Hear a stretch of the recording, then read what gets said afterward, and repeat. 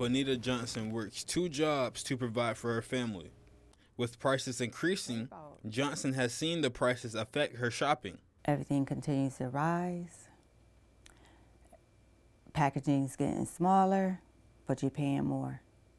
So you end up spending more anyways, because if it doesn't cover your family size, you're gonna have to get an extra just to make it work for your family. It is easier to identify inflation when shopping. But what triggers inflation? That's the question many people are wondering about. American University professor Evan Kraft says normally 2 things trigger inflation. One thing that often happens is that the demand in the whole economy, what we call aggregate demand, can be so high that it starts to drive prices up. Kraft says one of the things that can increase the demand side of inflation is raising wages. But normally that's not what starts it. There's usually something that contributes to that higher demand. Often it is government spending a lot of money. So some of our biggest inflations have been due to that kind of situation.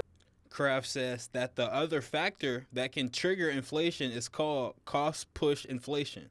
Which, people, I think, really intuitively, are familiar with, and we've all had this in our experience.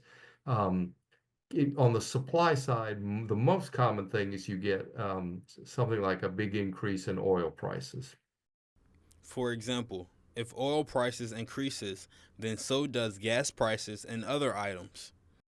Inflation can be triggered in numerous ways, but can federal policymakers effectively handle inflation?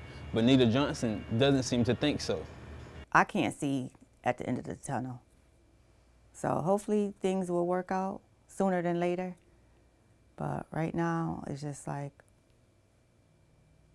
Hopefully, the end of the tunnel is near. Tyus Sansbury, NCC News.